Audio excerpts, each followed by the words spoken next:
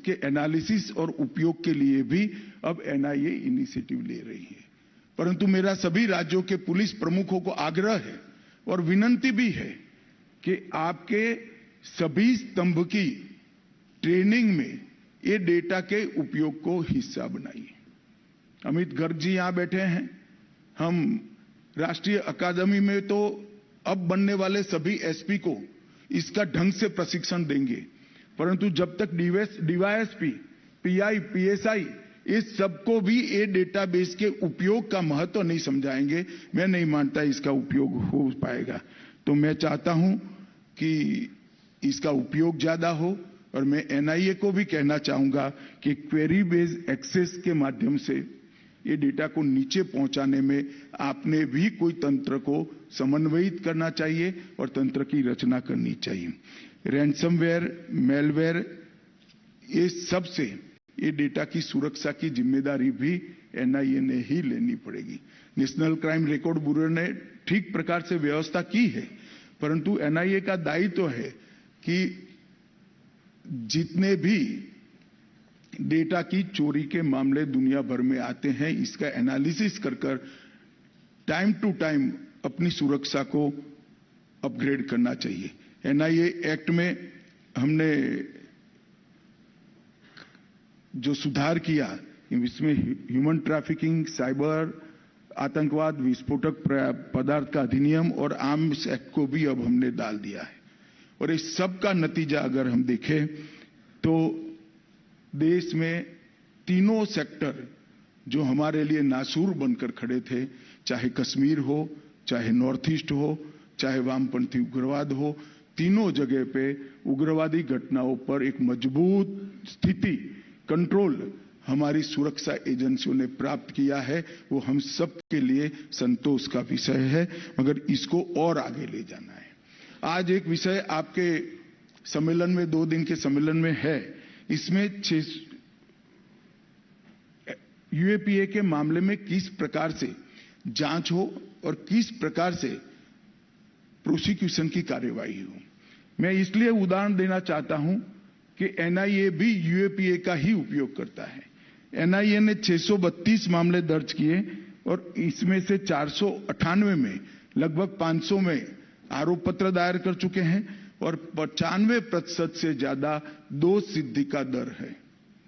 अगर ये एनआईए कर सकता है तो स्टेट पुलिस क्यों नहीं कर सकती? जहां पर भी यूएपीए लगाने की जरूरत है वहां निसंकोच लगाना चाहिए और जहां यूएपीए लगाए वहां आपकी सुपरवाइजरी अथॉरिटी की जिम्मेदारी है कि इसकी जांच एनआईए के तर्ज पर ही हो। इसलिए मेरा आग्रह था और अभी एक एसओपी, इसकी पूरी एक बहुत अच्छा बुकलेट मैंने डिटेल में देखा भी है। सदानंद जी मुझे 20-25 दिन पहले देकर गए थे। एक बहुत अच्छी एसओपी की बुकलेट यहां से जारी की है, तो मैं मानता हूं कि इसका उपयोग करना हर राज्य पुलिस ने अपनी कार्य संस्कृति में डालना चाहिए। मित्रों, टेक्निक का उपयोग जब तक हम हमारी पूरी फोर्स को तकनीक के उपयोग से ट्रेन नहीं करेंगे, इसके खिलाफ हम नहीं लड़ सकते।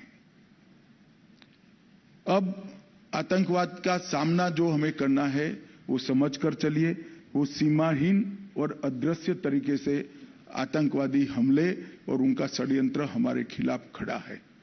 अगर इसका हमें सटीक सामना करना है तो उच्चतम टेक्नोलॉजी से हमारे युवा अफसरों को लैस करना पड़ेगा, उनकी ट्रेनिंग करनी पड़ेगी और उसको भी हमने आने वाले दिनों में ट्रेनिंग का एक अहम हिस्सा बनाना चाहिए। कई सारे राज्यों ने बनाया है, मगर जिस स्तर की ट्रेनिंग चाहिए उस स्तर की ट्रेनिंग नहीं है। कम से कम डीवाईएसपी को तो 100% तकनीक से लैस कर ही फोर्स के अंदर इंक्लूड करना चाहिए।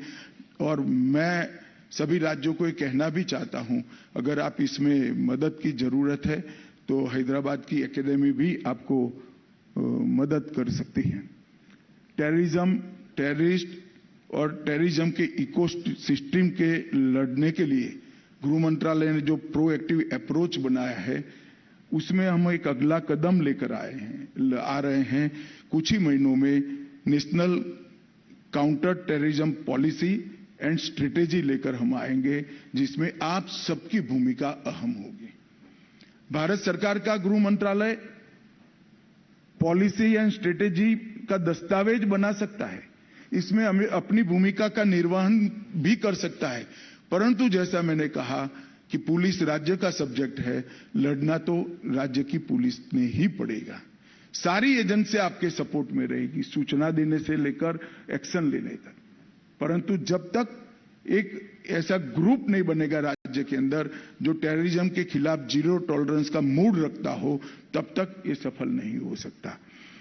कुछ ही दिनों में national counter terrorism policy and strategy लेकर आएंगे और टेररिज्म से जुड़े हुए कई मुद्दों के समाधान के लिए मैक प्लेटफॉर्म पर फोकस ग्रुप मीटिंग और स्टैंडिंग फोकस ग्रुप का भी हमने गठन कर दिया है, जो 365 डे 24 आवर इस विषय को लेकर फोकस तरीके से काम करते हैं।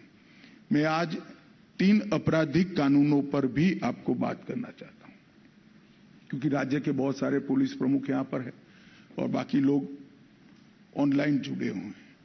ये 3 आपराधिक कानून जो हम नए लेकर आए हैं, वो हमारी आपराधिक न्यायिक प्रणालिका के अंदर आमूलचूर परिवर्तन के लिए, और हम हमारी आपराधिक न्यायिक प्रणाली का उद्देश्य में ही बदलाव करें। अंग्रेजों ने जो कानून बनाए थे, इनके राज्य की रक्षा के लिए थे, सरकारी तंत्र की रक्षा के लिए थे, सरकारी अफसरों की रक्षा के लिए थे। हम जो कानून लेकर आए हैं, वो कानून नागरिक के अधिकारों की रक्षा और संविधानदत्त अधिकार जो उसको मिला है, इसके क्रियान्वयन के लिए, इनकी संपत्ति की सुरक्षा, इसके सम्मान की सुरक्षा, ये हमारा दायित्व है।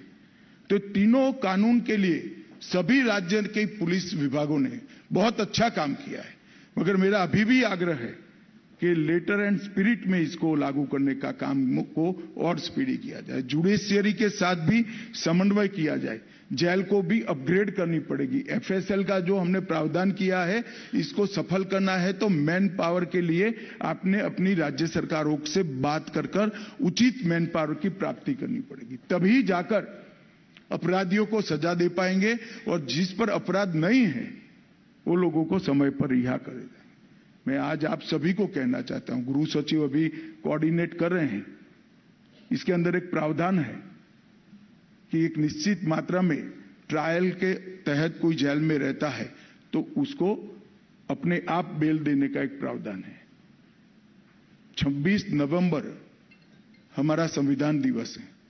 मेरा आप सबसे विनती है, इसके पहले नए कानून के तहत जिसको बेल का अधिकार है, जिसको बाहर जाने का अधिकार है, वो सभी का हम एक अभियान चलाकर बेल करा दें।